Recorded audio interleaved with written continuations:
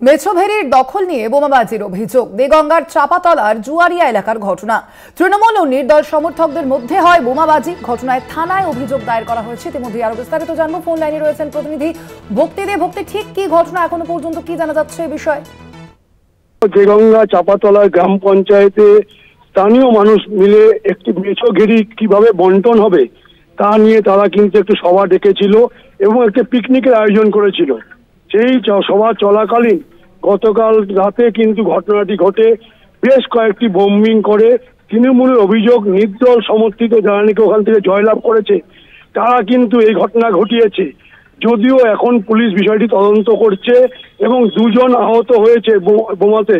এখনো পর্যন্ত বলা যেতে পারে আতঙ্কিত গ্রামবাসী, কেননা কালকে বলা যায় ভোর রাত পর্যন্ত ওই অঞ্চলে তাণ্ডব করেছে বেশ কিছু নির্দল সমর্থক, যেটা তৃণমূলের অভিযোগ।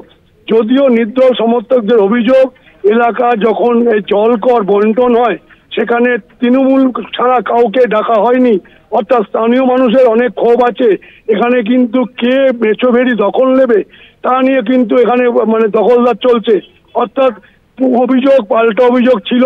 এখন পর্যন্ত পুলিশ কিন্তু পুরো ঘটনা তদন্ত করছে, কেন বোম মারা হলো, কি কারণে মারা হলো এবং মেছোভেরি নিয়ে কোনো গন্ডগোল আছে কিনা সবটাই তদন্তে উঠে আসবে।